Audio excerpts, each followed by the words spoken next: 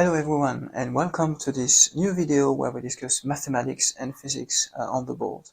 In this video, I'm going to discuss something that is not well known, which is the fact that Maxwell's equations, the differential form that we learn, I think that some of us have learned in like first year, second year, maybe third year of an undergraduate course in physics or engineering or electricity, essentially are incomplete. And this is what we are going to discuss today.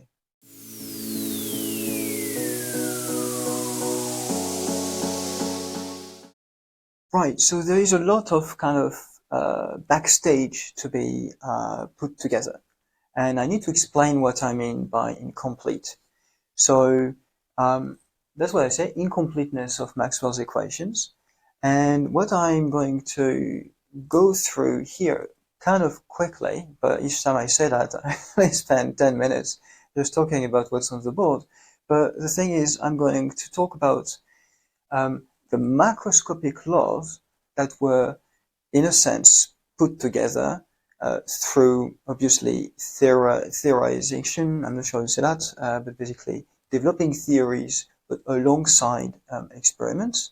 And then Maxwell's equations that are representing these macroscopic laws, but then at a microscopic level or differential level, because macroscopic is not necessarily the right way of looking at it, but at least at the differential level of description.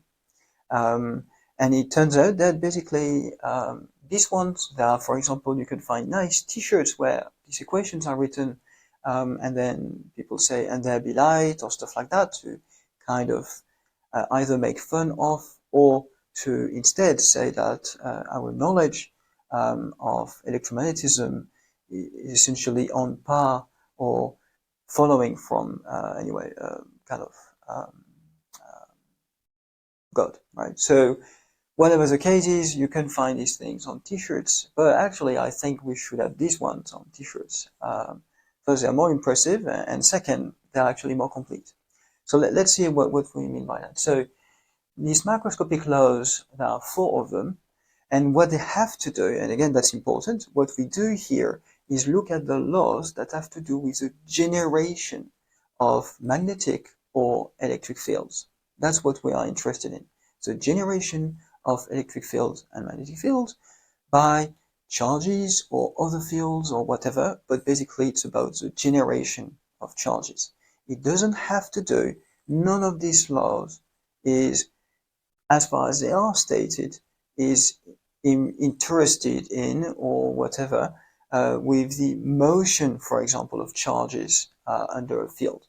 That's not the same thing. That's separated into electrodynamics, so how electric charges and currents are going to be influenced by pre-existing fields. Okay, so here we are interested in electromagnetism, and I think that's a very important point to make here.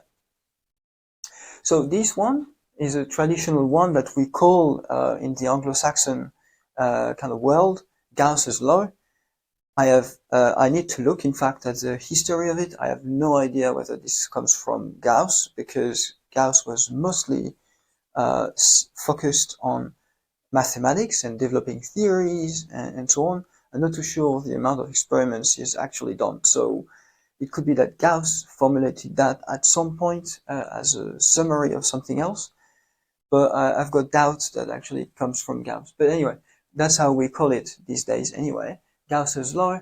So the flux of the electric field over any closed surface is going to be equal to the amount of charge enclosed by that surface and divided by some constant, okay, that we call the permittivity of vacuum. And now it actually depends, by the way, it depends on the unit you're using, right? So, for example, I think when people use the Gauss, I think epsilon 0 was 1. So that would be just that. It could be actually that Gauss did something. Anyway, so then the other one is that usually is called in textbooks the Gauss's law of magnetism or for magnetism, and that's basically that the flux of any closed surface of the magnetic field is zero, period. Okay. Now this can be translated later on in saying that there is no such thing as magnetic monopoles. So that's kind of the idea. That's kind of essentially it's saying that we can only find magnets with two poles, and that's it. Then there is this one, and this one is essentially what people would call the law of induction. Sometimes it can be prefaced by Lenz's law, I think, which is similar, but it's a sort of qualitative version of it. And what it says is that if you've got the flux of a magnetic field, B is also sometimes called the induction magnetic field. It can be called also the magnetic flux density. There are plenty of different names, especially in the English or in Anglo-Saxon literature. So the flux of B across a surface that is enclosed by a path is basically, if you look at the variation of that, then it's equal to minus the EMF that is going to be generated, for example, if there is some wire at some point around. Okay, but the bottom line is that essentially varying the magnetic field in some enclosed path, usually this path being a conducting wire, because physically speaking, when you start wondering what does it mean for something to be enclosed, then quickly you realize that it must be about stuff related to wires. Okay, then it's going to lead to the creation of an EMF in that particular wire. Okay, so that's Faraday's law. And then finally, you've got Ampere's law, which is that the circulation along a closed path this time, so not a closed surface, a closed path, is basically encircling an area that is sigma is equal to mu naught times the current, which is basically traversing sigma, and the current at intensity. And this formula here, I'm including what are called displacement currents. So if you go back to how Ampere and Maxwell try to figure these things out in a consistent manner, if you try to imagine that you've got a circuit with a continuous current and a permanent current, then in principle you want a current, or you imagine that there is a current that is inside, let's say, cavities of the circuit, for example, a capacitor. And so for consistency, you need to include in your description what are called displacement currents, that are basically making a continuous description of the current in the circuit, including parts with gaps. Okay, so basically these are the macroscopic laws, and then these are Maxwell's equations that basically are equivalent to these laws, but essentially expressed in differential form. So this is the so-called Gauss-Maxwell or Maxwell-Gauss equation for the electric field. The divergence of E is equal to rho over epsilon naught, where rho is the charge density. The divergence of B is zero everywhere, minus the partial derivative of B with respect to time is equal to the curl of E. And then the curl of B is equal to mu naught times J, J being the real charge current. And then here, this is a displacement current I'm talking about, so mu naught, and then epsilon naught dE over dt, okay? So basically, these are Maxwell's equation, and again, most of the times they're presented as if they were completely identical to these four. Now, as it turns out, there is at least one case where that is not true, and that's this one, Faraday law. So actually, this one is not exactly identical to the first one. Okay, and one way to figure this out. So I mean, it doesn't mean that there is not a partial kind of small arrow, let's say, but part of the arrow is missing, if you will. And one way to see that is basically to see whether there are some situations, experimental situations, that we can't explain with these equations alone, okay? And we need something else to explain it. Either we need to supplement the equation with something else, or we need a model of electrodynamics to explain what's going on. Okay, and so there is one such situation, very easily doable, which is this one. So let's say you've got so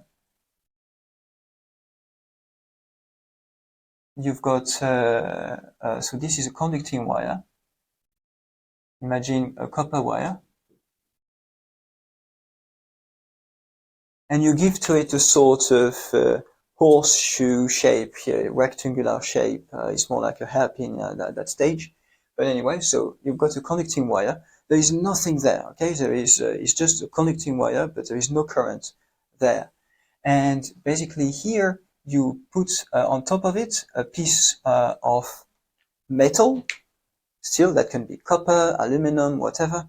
And then you plunge all of that into a uniform magnetic field. And I have no idea, let's say it's going to point in that direction.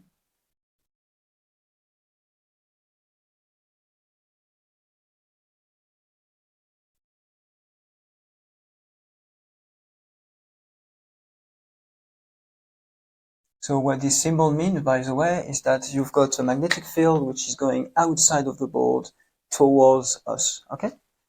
So here you've got a magnetic field, okay? And then you simply look at what happens if you actually say that you impose a velocity on that guy. So you actually make the rail move at some velocity. You just push it around, right? That's just what you do. And if you actually follow this equation, okay, so that's the induction equation, you're going to see that you're changing the magnetic flux inside that area here. So the area is going to increase, and you're going to actually get a corresponding magnetic flux, and that is varying with time, okay?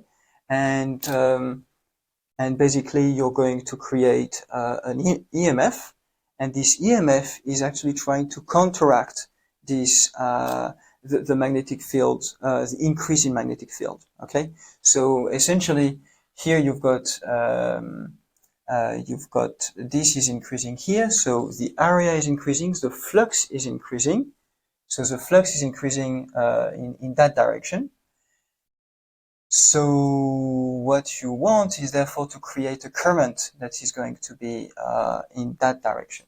So then you're going, as you go that way, you will have an induced current that is going to go that way. So induced, if I'm not mistaken, because it's always easy to mistake the direction of these currents. But the bottom line is that that's what you're going to get, and so you're going to have here a current that goes like this, and that is caused by this particular motion here. Associated to that current, you initially have an actual EMF, and this EMF is what drives that current in some direction. So you do have an actual electric field that is being created simply by moving this thing around, and that is captured completely by this particular equation here. Now, if you actually look at this equation, then you simply look at the time variation of the field B itself. And if you actually look at what's going on, the field B is uniform, and it is also constant in time. Therefore, it's actually not changing at all. And so you have that dB over dt is equal to 0. And then consequently, the curl of E is going to be 0. And in fact, by symmetry arguments and kind of time invariance as well, essentially you deduce that E and B are 0. Sorry, B is not 0, but E is 0. So there is no induced electric field, while actually there is one. Okay? So this particular equation is not enough because it's not able to characterize what's going on here. Now, where does the problem come from? Well, it turns out that the problem comes from the fact that when you go from that particular equation onto that one, then what is assumed completely tacitly is that this particular sigma So the surface you're looking at, so the surface that is enclosed by a path, you imagine it to be a fixed stuff in space and time. And so then this d over dt, you can put it inside the integral and it becomes a partial derivative of b over time. And then here you just apply Stokes theorem. We've got a video on this that I would put somewhere. And there you go. You actually get this equation. But the problem is that this sigma here depends, or can at least depend on time. And so you may actually have a differential equation that needs to account for the time dependence of sigma. And this is not done. Now, of course, you could say, well, but that's a bit artificial because this law actually seems to be the only one that depends on being in a medium or something like this. Well, not necessarily. So, for example, here, most of the currents that people are going to talk about are currents that are in wires. It's very rare that we have like free currents moving, like electron beams or stuff like that. Most of this stuff have been done in materials. For this one, maybe, but that's kind of the the exception that confirms the rule, as we say. So the other point as well is that when you describe a differential equation problem, in fact, you need boundary conditions. And most of the time, these equations are presented like this, like with no boundary conditions whatsoever. But in fact, they have boundary conditions. So when you have the equations that are like this, so-called macroscopic laws, they have tacit boundary conditions with them. And in fact, when we transpose to that, they need to, these boundary conditions need to carry over to here. And when they do, and we do it correctly, we can account for this change in the surface over time. So that's one thing. Another thing that is interesting is that there is a way to somehow say that this is fine, but then we need to have or design a whole model about how the wire is made and how fields are going to influence charges inside the wire and so on. So there are possibilities to go about this, but again, that's going to be a bit complicated because when you do it this way, then when you've got a model of electrodynamics and so on, then the reason why it's a bit more complicated is because you need to have a model basically of how things are working. So here, for example, you need to put yourself in how does that work? You need to apply the Lorentz force on the electrons that are inside the wire, and then the Lorentz force is going to then create this particular current. But then it means that you need to supplement your particular equation here with the Lorentz force and a model of the charges in your wire. So it's a bit unclear how it should be done. So I'm not saying necessarily it should be done in a single way.